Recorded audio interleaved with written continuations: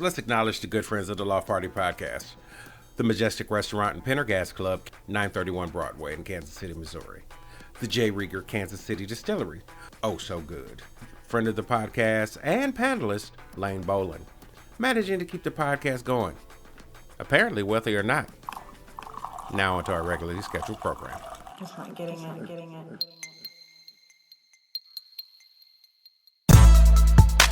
And I want to welcome everybody out there in podcast land. The Good Times with Good People company proudly presents the Loft Party Podcast, where it is always about good times, good people, and good talk. Please subscribe to the Loft Party Podcast on YouTube, Facebook, and SoundCloud. And be sure to tell a friend. And welcome to the party. I'm your host, Rio, and I am also the panel moderator. And let's introduce today's panel. Our returning champion, Chris O'Connor. He is the co-owner of Liquid 9 Broadcast Media. Dave Elliott, we like to call him Big Dave. He's the owner of C&P Construction. Brian Massey, he's a data analyst with DST Systems, and he is all about the numbers. Sean Simmons, he's a corporate trainer for Taylor Farms, our resident fruit and veggies man, and the anonymous female, because she doesn't want you to know her name. So this week, I'm looking at the news, and, you know, I've kind of split the show into party fouls and party favors, and I'm seeing a ton of party fouls. And so I figure we'll just, we'll jump in no particular order. I wanted to start with, actually that should go in party favors, excuse me. I want to start with, did anybody else here, Clint Eastwood's just fucking get over it comment? I thought that that was crazy, and actually I printed it out because I wanted to make sure that that everybody did get to hear it, because he was basically saying, they were asking about Trump, and he was like, look, he said a lot of dumb things, so have all of them, both sides, but everybody, the press and everybody's going, oh well, that's racist, and they're making a big hoodoo about it. Eastwood said, just fucking get over it. It's a sad time in history. And I was like, is that really the stance that we want to have on, as I have been calling it, the parade of fuckery that is? I have the actual quote. Please. Okay. Secretly, everybody's getting tired of political correctness. Kissing up. That's a kiss-ass generation we're in right now. We're really in a pussy generation. Clint Eastwood, quote unquote. Which actually... It's kind of true. We've talked about that several times. Yeah. You know, there's some weight to that. Because I can go back to our episode 15 of our memories of our fathers and how our fathers raised us, and there wasn't a lot of PC with pop. No. And we come from that type of generation, I think, where, especially us older guys, where, it was tough. I'll go back to my early work days when I was in the oil field, and even started early work days in carpentry. We had people that we worked for that yelled at us all day long. Mm-hmm. You screwed something up, you got your butt chewed, you were cussed, you were put down. And, we just got thick skin over it. We just kind of let it ride. Today's generation, if you were to do that, would tell you, oh my God, you can't talk to me that way. That's They'd have to go to therapy. They'd have to go to therapy, especially the way I used to yell at people when I was a foreman. I would definitely have sent them to therapy. I think I probably sent a few to therapy. And that's how you learn. But that's how you learn, right. You learn by, it doesn't hurt to have a little bit of fear in a business-employee relationship. I don't think it has to be fear. I think it's just, I don't know when it became like you have to have like this perfect environment to A safe space. do what it is you're hired to do. Like, people are hired with a specific job, and then they complain about the job that they interviewed for. It's just ridiculous to me. It's like, really? Like, get over it. That's I mean that's 100% Wow. very true. It's like you get hired to do a job, and then when you're asking people to do the job, you know, and it's more than just hired to do jobs. So like right now with certain, and with the younger generation, you know, they want the iPad, they want the cell phone, they want the laptop, they want all the stuff. But then, you know, in my industry, you start working when you wake up in the morning. You have emails, you have phone calls that you need to return, and that's at 6 o'clock in the morning that you start working. And then you might walk out of the office. Your time says 5, but I've never walked out of the office until 6 o'clock at night. And even then, I can have phone calls and emails and everything going from 6:30 to 8 o'clock at night because again, I'm working both East Coast and West Coast. But none of the young people want to pick up that phone until they walk into the office first thing in the morning at 8 o'clock. None of them want to take an email after 5 o'clock or 6 o'clock or 7 o'clock. And it's like, wait a minute, you want the mobility, you want the toys, but you don't want to use those for work. Well, and I think And then you complain when we ask you to do that. right. And you're kind of on the client side of things. Right. Like more so Right. client relations Yes. type thing. Yes. I'm an admin and I'll check my email over the weekend. Right. Just because it's not an expectation. Right. It's just, You don't want to fall behind. well, not only that, but I don't want to come in on Monday morning and be blindsided Yeah. by a bunch of crap. Yeah. You know, it's kind of like, you know, and people respect me for the job I do. Right. I think I want to step this back a little bit, actually. I think when you have someone that hounds you and said, hey, you screwed up, and they're hard on you and that sort of thing, it's more of that's how you learn, right? Right. And now when we don't have those conversations, or you're too worried about being PC and all of that it changes the mindset. I think the mindset has changed. It's more like, well, I wonder how much I can get away with. Oh, absolutely. And so you start going down that path, and then eventually you get to what you're talking about, where someone's like, well, I know I was hired to do this, but because you get comfortable in doing less. Yes. I'll give you a perfect example. We have a system that you go in and you do kind of all your HR stuff with. Right. And they sent out a thing that said, we have new policies, you need to go out and review them. Well, they didn't really tell you reviewing, you need to acknowledge it or not. Yeah. So, you know, we kind of keep track of hey, we still have X number of people that need to go out, not whatever. So they came to me today and said, well, we haven't really stressed it because we don't want people to feel like they have to do it, like they're coerced into doing it. It's a freaking company policy. It's HR. You kind of got to do it. Right, and if you don't force your own policies, Well, okay, and it's then like, how can you hold that person accountable for when they break the policy? but you need to know the ones that don't want to sign it because there's something that they have to do saying that they don't agree with it. Right. So it's not, like, seriously, you're actually going to say, we don't want them to feel like they have to do it? Right. That's the craziest thing I've ever heard. Yeah. Well, and again, it goes back to kind of like what Dave was talking about is, I've got some guys that I used to work with that were older that would harp on you, and they were the type of, one of my old bosses was the type of guy where, if he started in on you in the morning, he rode you all the way through the rest of the day, and you just couldn't wait till the next day. And he kind of dealt with it, and you rolled on. But there comes a point where the PC kind of culture, especially in the workplace, runs both directions. So what ends up happening is, as a boss, you got to be careful what you say to your employees, but and supposedly it's supposed to go the opposite direction as well, where the employee's supposed to watch what they say to the boss. But I feel like more and more I'm watching where business has to watch more so what they do with their employees versus the opposite direction. And within some of I've that seen is that, yeah. I've watched loss of respect for bosses because of it, because you can run over your boss. And two, at the same time, it's also loss of productivity. So therefore, the company itself isn't able to get as much done. And then when that company can't get that work done just by simply having a boss that can sit down and say, hey, stop screwing around, do your job, they go into other metrics to control that. So it's going into your computer and blocking different sites and blocking this and blocking that and checking your productivity. My mom's company just sent out an email where they basically sit down and they look at how often you move your cursor, how often you open emails, how often you're actually doing keystrokes. and they're measuring that versus the amount of work that you actually get done, your productivity in that direction.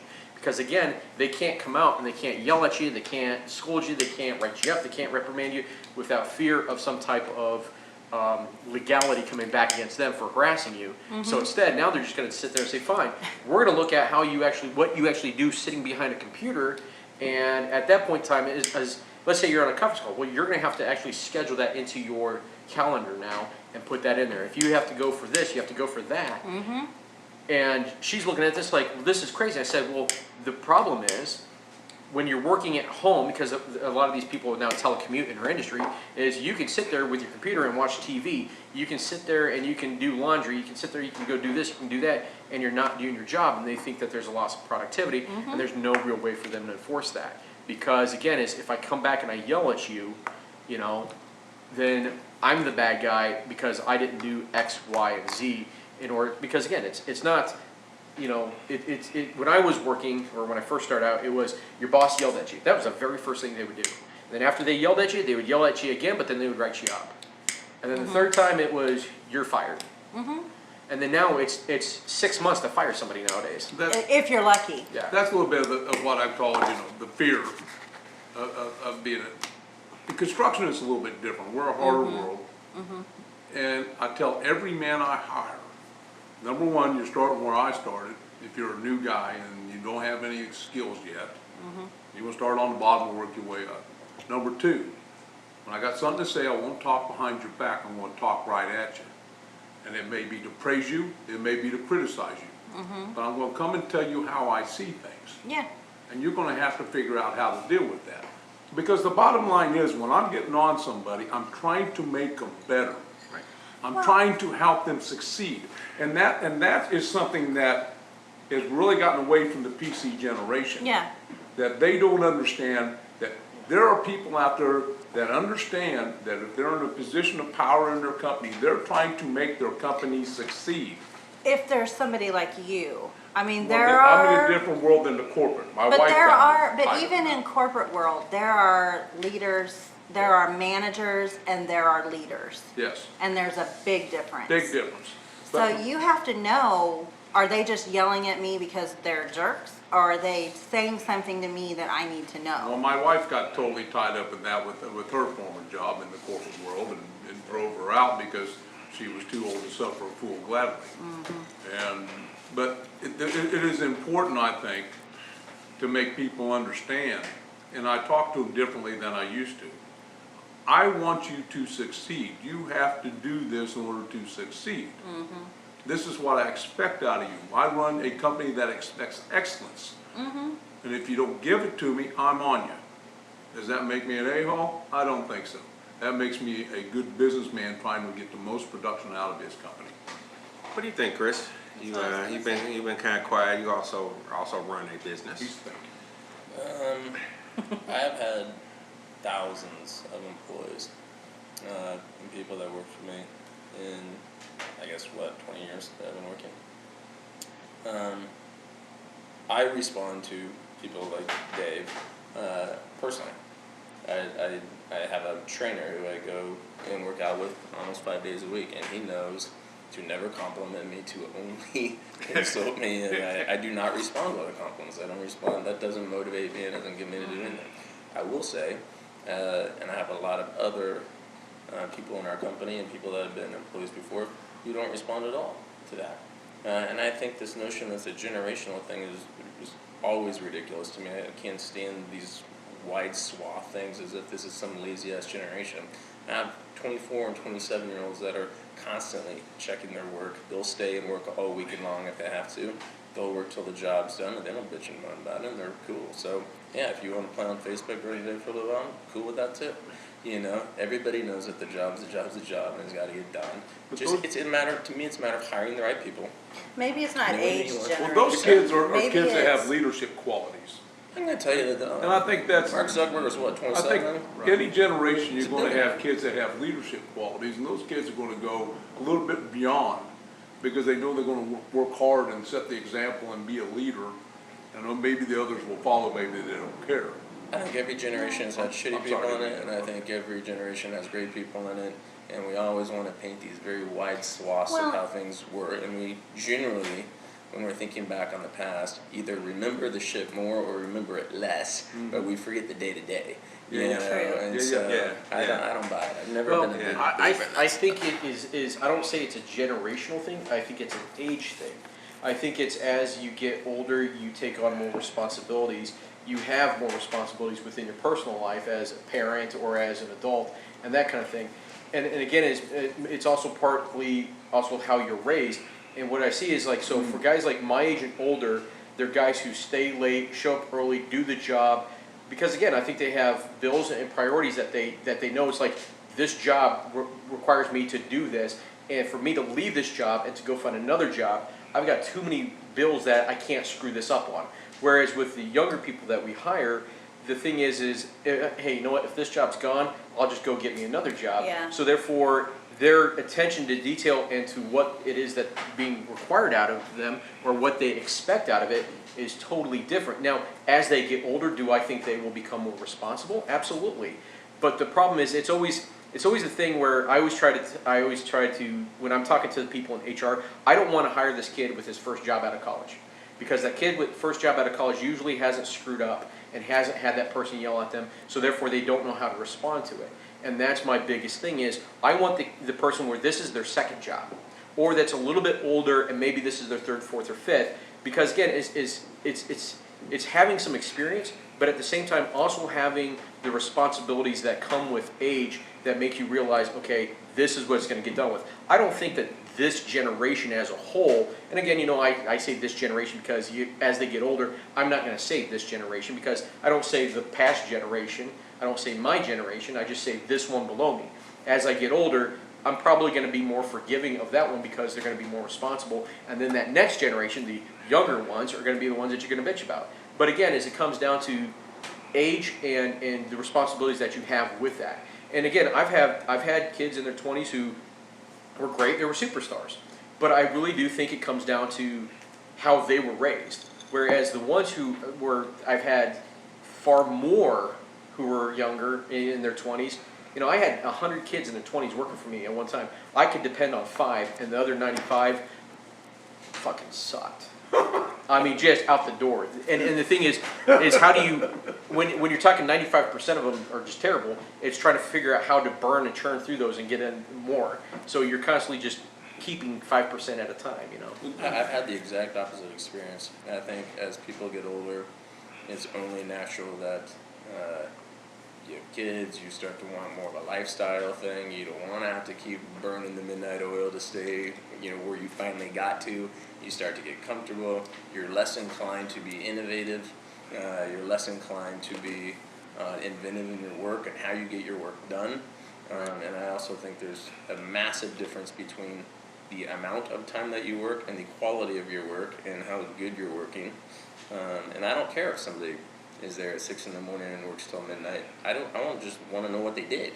Right. I mean, I know a lot of people of all ages who sit around from 6 to midnight and pretend they're working. Just Right. being at the office doesn't mean that you're working. No, absolutely. So, and there's a lot of 27-year-olds who I think, and 24-year-olds who are very innovative, very inventive, get their stuff done fast, knock it out, because every study out there in the world will tell you millennials want lifestyle more than they care about money.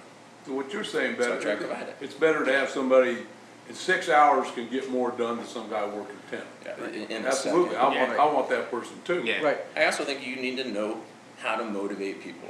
I think, you know, I think that's the people- point. That's a I think huge that is point. the point. So- I think everybody's motivated slightly differently. Absolutely. Some Well, and people it you makes have to be on them, like really on them. And then some people, like me, you just tell me what you need to do and leave me alone. And I will get it done. You don't want to be micromanaged. Yeah, I hate being micromanaged, but I will get it done. I think it Yeah. also makes a difference in the size of the company you're talking about too. Yeah, I I think mean, it's industry, easy- size yeah. of the company. Mhm. Yeah. Well, it's different things I too. don't know. Because I do. I know the I foreman think in it my, makes sense in the industry you're in that younger people would be more Right. productive. And I understand what you're saying, where it's like, okay, from 6 to midnight, but you have to understand in my industry, your work pops up when it pops up. So when I have a problem at 6 o'clock in the morning, you got to, and again, everything I work in is time sensitive. So you don't get 2-3 hours to sit there and figure it out. It's got to be done right then and right there because of when it's got to be managed. So There's it's no more time-sensitive business than ours. I mean, trust me. Well- They've already bought hundreds of thousands, if not millions of dollars of TV spots. Okay. That need to be done. This project has to be done. I understand at a that, but certain my time. product is, once it's out that It is port, there. it's gotta be where it's going, or else the product's dead, because Sure. my product is Oh, dying. you'll die perishable. I'm in an imperishable industry where if I don't get it to that spot and it keeps holding over day, I lose $20,000 right then and there on just that one truck. I get it. So the thing is it's gotta be handled right then and there when it needs to be handled. So at 6 o'clock in the morning, you gotta be on top of it, because you could have that call, you may not have anything until 9 o'clock in the morning. And again, it's not something where you can sit down and say, okay, here's 6 hours, get all your work done in there. It's gonna be, you're gonna have some downtime, I get it, I'm not gonna complain, but when something pops up, I need you to handle it, Let me jump in there you don't real have quick. a chance to Actually, let me jump in there real quick because I need to move on to the next topic, but I do want to ask our next generation person in the room what Or your this thoughts are. generation Yeah, really.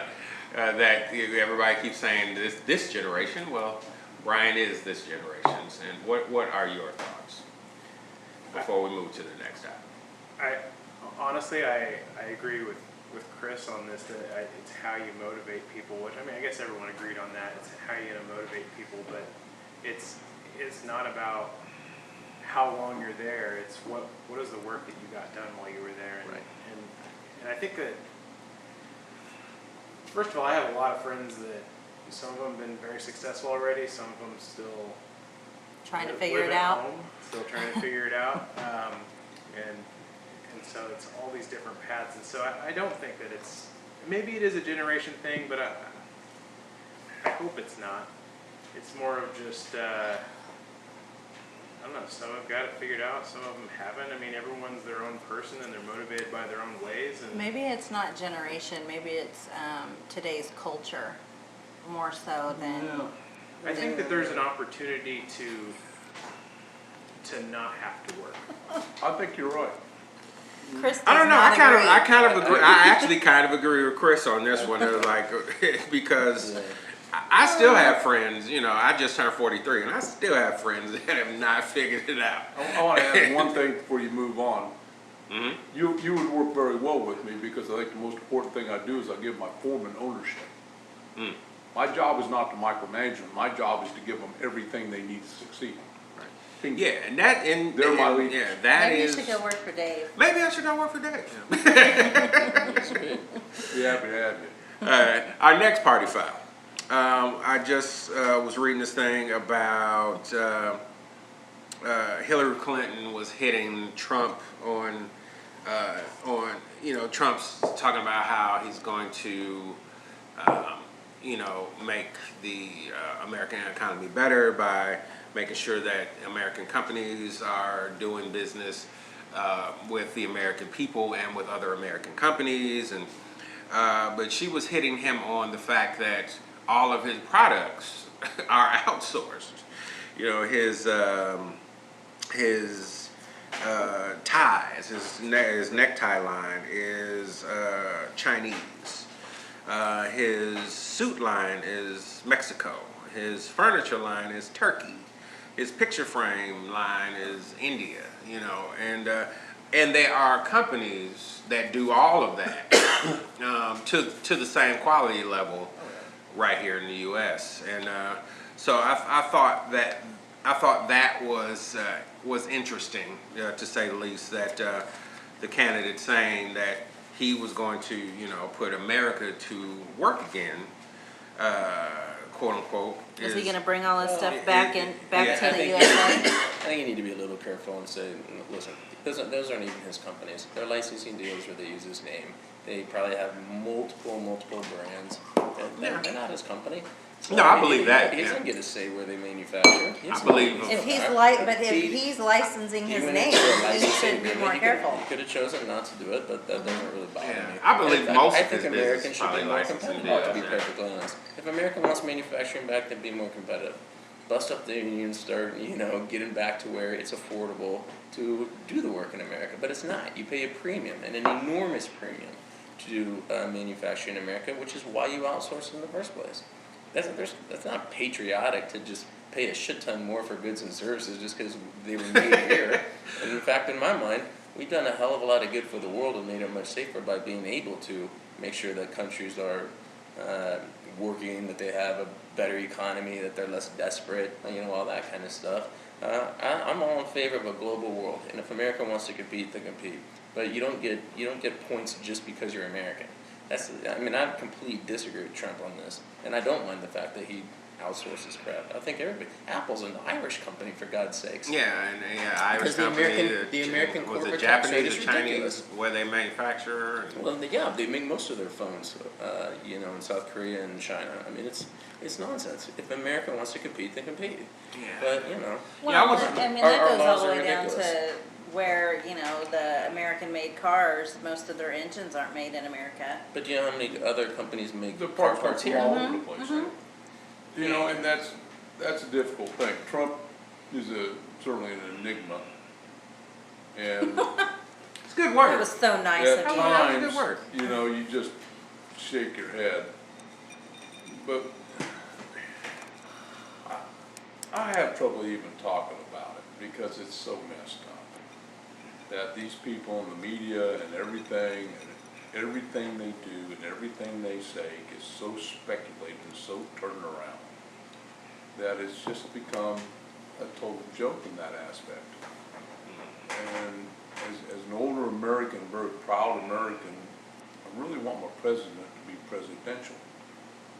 Yes. I can't see either one of them being that because this is what they're twisting all over in the wind all the time, and everybody jumps all over it and rules all over it. And to me, it's very. I can't tell you how upset I am. I'm almost at a loss for words. Anybody who knows me knows that's a very rare thing. Right? No. So, but there, I think Chris is right. I think, it is a global economy and we do support a lot of things. I think for the most part, Trump is, a lot of his stuff is American. His real estate and everything else is his main source of income. I think everything else he has out there on the side is just kind of like a little side business. It's not unusual for large entrepreneurs to have many, many businesses. Anybody who watched Shark Tank, Yeah. you got some major entrepreneurs in there. These guys got all kinds of businesses, and they support all kinds of businesses. And so and gals, and because they fortunately represent both the sexes very well. So it's just a little. I think it's a lot of bullshit. It really is, and it's kind of hard to pin one candidate down or the other that way on who they are in that aspect. It's just because it's just really fluff. Yeah. It's just fluff. Yeah, I think it is interesting that, to your point, Chris, I think, honestly, if America is honest with itself, there's a lot of stuff we say we want until we have to pay for it. Sure. We like it cheap. Oh yeah, exactly. That's You know, everything. Yeah, if we can't go to Walmart and buy a flat screen TV for $300, it's a problem. Even though you could build TVs in America, but they would cost you $600. Absolutely. And if you don't, and nobody wants to pay the $600. Nobody. And that's, I think, where the paradox is. We want the good paying jobs, but we don't want to pay more for the goods. I think it depends on what we're talking about. I think you've seen a rise in organic food, and people pay a premium for that because they want it to be locally grown and they think it's fresher and healthier. You have companies like American Apparel who actually play off of the fact that they make everything in America and it's manufactured here, and that's great. And you pay a premium. And you pay a premium for it. So it really, honestly, I think it comes down to what people think are disposable items. I honestly don't care where my razor blade is made. Make it in China. That's great by me. I don't care. Yeah. But I probably do care where the tomato I'm buying is from, or things like that. Or I like my clothes to be nice. I don't wear the cheapest clothes I can find. I wear clothes that I think are nice. Yes. I'll pay a premium for those. Podcasters, I'm gonna jump in here and say, yes, wearing cheap clothes, problem. let me just say. I was reading, They won't last as long. They just won't last as long. Spend a little more money and get a lot more And durability. get a lot out of it. more My wife, durability. the fashionista, Yeah. is very much about that. Yeah. I mean, she buys very nice clothes. She doesn't, spend cheap on them. But this goes back to part of our problems as Americans, and we're complaining about the middle class not having its income and everything. Are we the most guilty about not creating that? Because we want everything. I'll take the housing industry. We suffered through the recession because everybody wanted a $325,000 house for $275,000. Well, how do you do that? Actually, that was my next point. I'm like, well, the in bad all thing is you things. cut corners in ways that they don't see. You get it on the back of the subs by beating them down. So now the subs can't pay their people what they should be paid. We can't recruit people into our trades because we can't afford to pay people a middle class income for a quality tradesman that is skilled, or woman, that is skilled, that can do their job. So now you cut the middle class out. The wages aren't evaluating. Whereas if you were able to get the price that should be paid for the house, now these people are going out and buying smaller houses. They're supporting the economy. This is an economic engine that's being killed. I was reading over the weekend how, and I don't even know where their stuff is made. They were talking about handbags and how girls, people aren't paying, they don't want to go to the department store and pay full price. They're going to like Nordstrom's and Macy's, that sell Kors and Spade and, all of the Coach. They're going to their discount stores to buy it. Like And- Nordstrom Rack and stuff like that. Yeah, but it's having an effect on, their profits and their, margins and, and then I'm reading another article about a phone that's coming out that's going to be almost $900.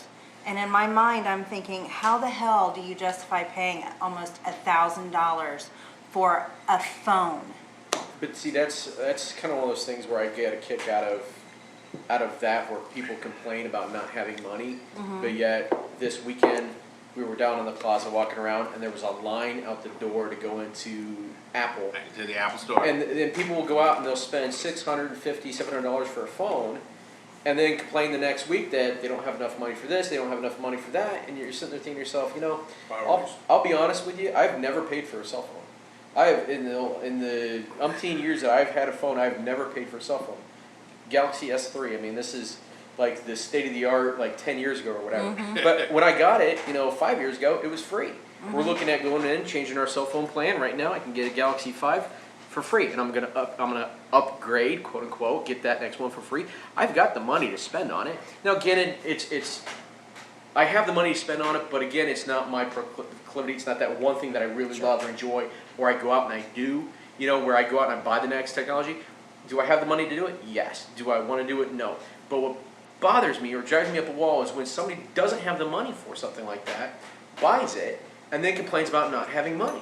Yeah. And I know one person in specific, and I won't give out his name, but he does that. And he constantly does that. And I look at all the things that he has as a consumer, and again, it's keep up with the Joneses, Right. where you're constantly spending money because you think you got to be like the next guy, and then what ends up happening? You end up broke, and I'm not, because I don't play that game.